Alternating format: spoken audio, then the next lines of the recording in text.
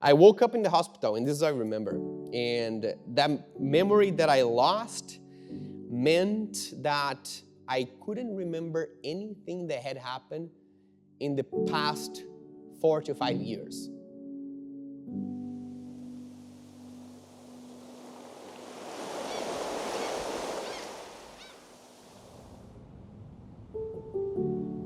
I grew up in a place in a neighborhood in Brazil where kids needed to be taken care of because there was a lot of violence and drugs and things like that. And I was getting into fights, but I was a very skinny and small and weak kid, so it was not to my advantage.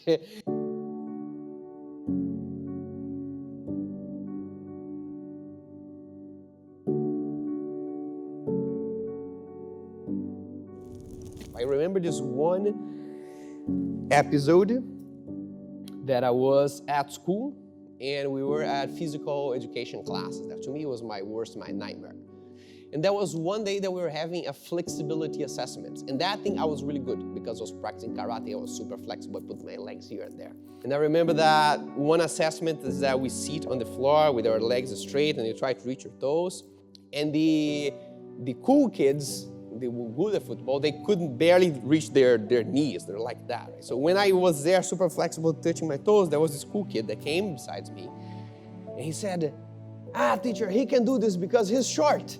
And his legs are short. And then I was there and I looked at him and said, yeah, but my arms are also short. They are proportional, right?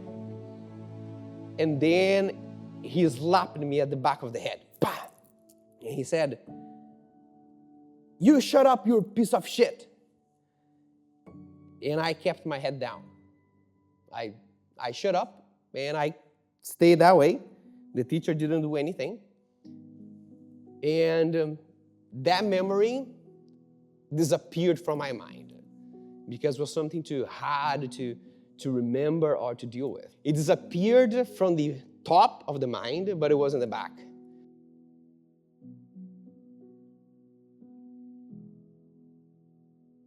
There was this need, I am not a weak piece of shit. I want to show that I am strong. And the only way that I knew how to do that was to grow a strong body. When I was 18, I started university. I joined mechanical engineering because that was my dad's dream. He's a mechanic. He's a car mechanic. In university, I started also going to the gym. And I think the main reason that happened was my parents didn't allow me to go to the gym before I was 18 because they thought that I would remain short. I was a short kid and I was counting the freaking days to start going because that was a very strong drive towards it. So I was in the beginning of university starting to work on improving my body and nutrition and training. And at some point, university just became too overwhelming. Mechanical engineering is hard. And so at that time, there was something that I was missing.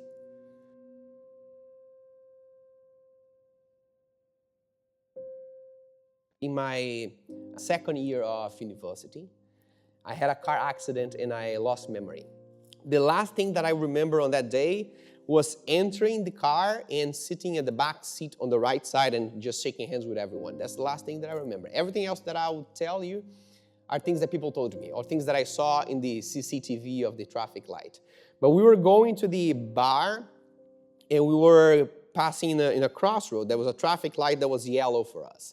And so the driver just went through. And the car that was coming on the other street, there was a car coming, but he was coming super fast. And then he crashed his car exactly where I was sitting.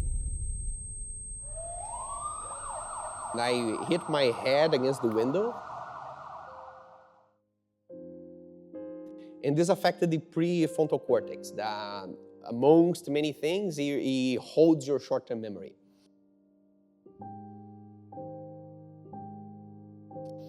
I woke up in the hospital, and this is what I remember. And that memory that I lost meant that I couldn't remember anything that had happened in the past 4 to 5 years. Nothing, zero, nada. I remember being in the hospital. There was a friend of mine with me, and he said, man, I know you're confused, you're going to be okay, but we were in a car accident, you're fine, but you lost memory. You're going to recover that. So I was okay, trying to see what was happening. I was asking him, what year is this year? He said, it's 2007.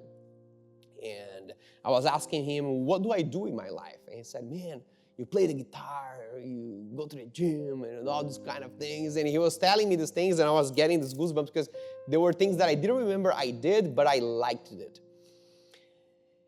And he said, yeah, but that changed once you started university, because then you got too busy. The band doesn't exist anymore. You're also not exercising as much anymore because, you're just studying this past semester. After this, my dad entered the hospital, and he said, Ronan, I just hope that you recover your memory as soon as possible, because you're doing amazing. You are studying mechanical engineering, and you work, and you study in the morning, you study in the afternoon, you study in the evening. You wake up at 6:30 on Saturday and Sunday to study, and like when you are on vacations, you're there with your books. And then I heard that, and I felt pity for that story. I said, is this my life? I felt pity for the guy that my dad was describing because I was feeling nothing. Is this guy putting all his time into something that clearly he does not care about? It's very interesting when someone tells what you've been doing with your life and you are watching this as a spectator. After that time, it was hard for me to digest this. It took months, but what I decided was that I wanted to feel more alive. I said, this is not my life, this is my time, but there's no life to it. I want to feel more alive. I don't know exactly what it is, but I'll seek things. And then that idea of lifting heavy weights, that is something in my everyday that up to this day make me feel in the moment, make me feel like a creative expression. And that needed to come back. I needed to find time to study a little bit less, to dedicate less time for things that I didn't care about, to things that made me feel alive. And this is when I found, okay, I need to pivot things in a significant and organic way, because my life's completely going to the direction that is the opposite of what I wanted to go. I would love to tell everyone that my fitness journey started from this beautiful place. That I wanted to improve my body, improve my life, and it was from a lack. It was from trying to fix something. It was up until many, many years later that when I was, sometimes very angry with my body. I was trying to transform it, and even when I started training other people, all my clients, they got better results than I did. I apply the same things. So, okay, this is what I do, this is what you're going to do. They get 2 times the results. And sometimes even simpler things. I have these friends that I trained, and they got super strong, and they looked amazing, and they drink beer, and they go for pizza, and they skip their training. And I eat one sweet potato, and my belly gets this big. And sometimes I was just angry. It's like, why body? Why do you do this to me? I'm here, from everyone that I know, I'm probably the one that works the hardest. And there was a time that I realized that this was a blessing. That I was born not with the body of the athlete, but I was born with the body of the teacher. That is the one who faces all the possible challenges, so that you need to learn about them, so that you need to master them. And because you did, I could help so many people. Last year, my dad almost died. He had almost a seizure that developed into a depression. He was working, and one day he was fixing a car. That's what he does, and he was found unconscious. And he was taken home, and he didn't remember who he was. He didn't remember where he lived, and his mind was blank. And for 3 months, he was like that. No one knew what was going on. We thought it was Alzheimer or dementia, and we did a lot of scans, and different neurologists looked into his brain, and things were fine. Up until he was diagnosed with something called pseudodementia. That is when you have the symptoms of dementia, but it's not the physiological aspect of it. It's not the proteins that are clogging your brain is shrinking, but it's more a psychological state that manifests that. And that comes usually from a huge amount of inflammation in the body. And that amount of inflammation is a result of years and years of not caring about it. He always had ulcerative colitis. It's a type of inflammation that you have in your gut, and the doctor said you cannot eat cheese or cannot drink dairy or alcohol. And he was like, yeah, pizza and beer, his body could take it. And at some point, the body collapses after a couple of years, and that's what happened to him. And I live in Malaysia, and I went back to Brazil to visit my family last year, around August. And my dad, by that time, he was recovering from the psychological state. And then he was back to his personality, but his body was still in that very deteriorated space.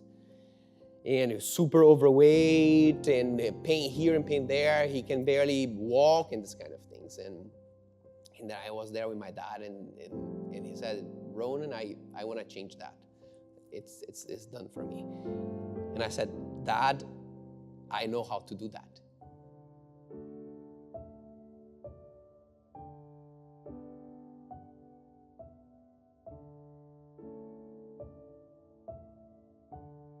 I worked with my dad for 3 months, in August to November. November was his birthday. He lost 14 kilos. We changed his nutrition. We started going to the house, and okay, these are the things that we include in the nutrition. These are the things that we leave out. And then, we did some intermittent fasting. We did some carbohydrate manipulation, some exercises, all the things that I developed that works with so many people, After 3 months, he lost 14 kilos. But not only that, he looked completely different. But his outlook of life changed. Because before I talked to him about coming visiting me in Malaysia, and he was always saying, I don't think I'm ever going to make it because I feel I'm at the end of my life and stuff like that. And in November last year, he was saying, let's buy tickets. And now he has tickets. He just didn't come because of the lockdown of COVID. And now he rides his bicycle, Every day he goes to buy bread with his bicycle. He could barely walk before.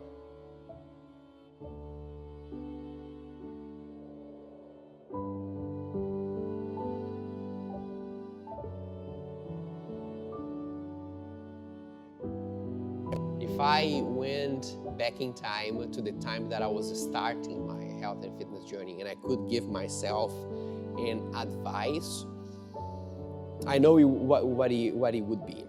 I know that I wouldn't ask my young self to change anything or to avoid any mistake. I know that all the mistakes that I made, the struggles that I went through, they built who I am right now. But I know that I had very hard times by trying to reach results that my body was not responding, and by comparing myself to others. And it had a lot of these different things that I was almost giving up on that thing. I think I would just tell my younger self that you are on the right path. Don't give up, because one day you will find a bigger purpose to this. Keep going. Do your things, struggle. Just don't change that, because in a couple of years from now, you will see that this journey took you to a place that is a lot deeper, a lot more than you could have wished. You go a lot beyond a body that looks good into something that gives value to other people's life. And all of this was only possible to figure out that I was not working on the surface, but I was working on something that went beyond the body.